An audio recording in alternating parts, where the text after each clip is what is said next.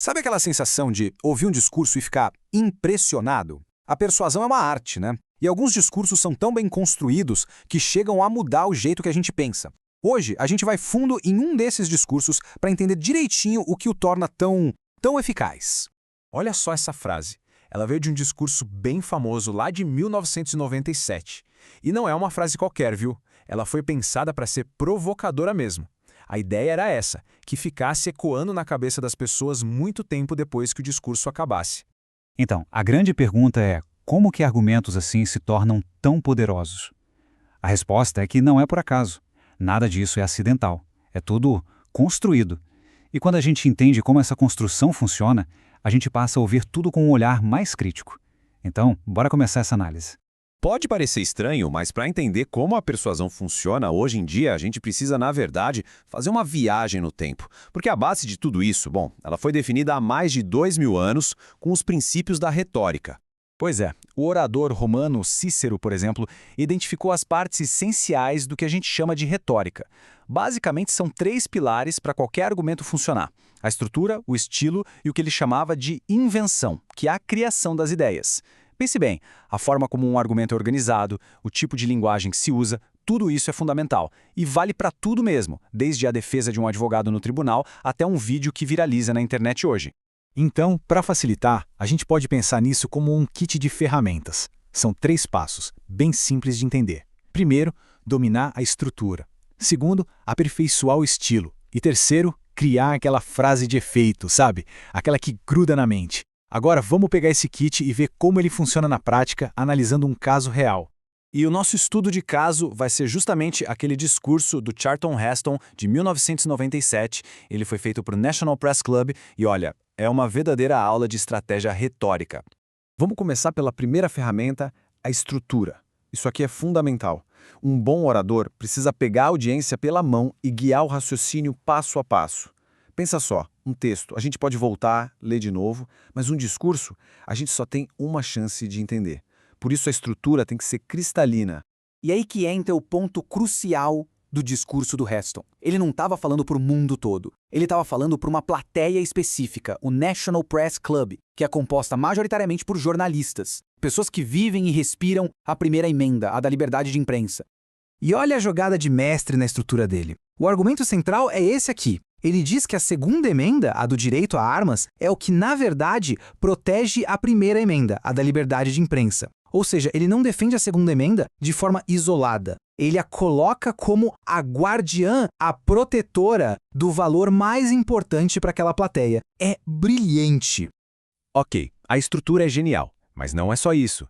Agora a gente vai para a segunda ferramenta, o estilo. É aqui que a mágica emocional acontece. A gente vai ver como a escolha certa de palavras consegue criar uma conexão profunda com uma parte do público e, ao mesmo tempo, criar uma barreira com outra.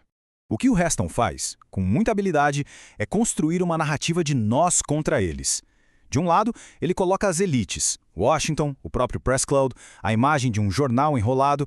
Do outro lado, o povo, as cidades pequenas, o bar da esquina, a arma de fogo. Ele cria um abismo cultural ali na hora. E essa frase aqui, ela resume tudo. Essas palavras podem não soar bem para o Press Club, mas ainda são o evangelho do bar e restaurante da esquina. Pronto. Com uma única frase, ele se posiciona como porta-voz da pessoa comum, falando diretamente para os poderosos. Toda a atenção do discurso está aí. Mas o estilo não é só sobre nós contra eles. É também sobre criar imagens fortes, imagens que ficam na cabeça. Heston é mestre em pegar uma ideia abstrata, tipo um debate sobre leis, e transformar em algo pessoal, quase físico. Pensa na comparação. Um jornal enrolado contra uma arma de fogo para se defender de um invasor. Essa imagem é poderosíssima. Não é só uma frase de efeito, é uma estratégia. Ele tira o debate do campo das ideias e joga para dentro de casa, falando de segurança, de medo, de proteção. E tem mais uma técnica clássica de estilo que ele usa: o argumento da ladeira escorregadia. Sabe como é? É aquela ideia de que se a gente der um passinho numa direção, por menor que seja, a gente vai inevitavelmente escorregar a ladeira abaixo até o desastre. No discurso, Heston diz que qualquer nova lei sobre armas seria só o começo, que depois viria outra e mais outra sem parar, até que ninguém mais pudesse ter arma nenhuma. O que isso faz? eleva o nível da discussão. Não se trata mais de uma lei específica. Vira uma batalha pelo futuro, uma luta para impedir uma catástrofe. Ok, então a gente viu as ferramentas clássicas, estrutura e estilo. Mas e hoje? No mundo de notícias 24 horas, redes sociais, atenção super curta. Como essas técnicas sobrevivem? Pois é, nesse mundo de hoje, com a nossa atenção cada vez mais disputada, a mensagem precisa ser curta e direta. E é aí que surge a famosa frase de efeito, ou soundbite. É aquele trechinho curto, fácil de recortar e de espalhar, que acaba definindo a memória que a gente vai ter de um discurso inteiro. E isso nos leva a um número bem específico e um pouco assustador: 7,8 segundos.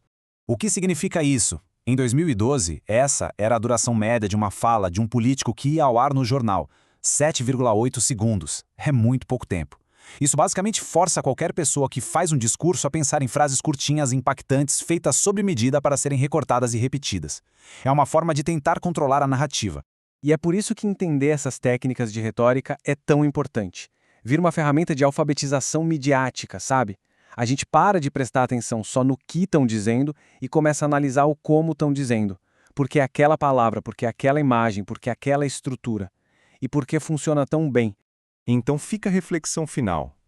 Da próxima vez que ouvir um discurso, tente perceber: o que está chegando é a mensagem ou é o método?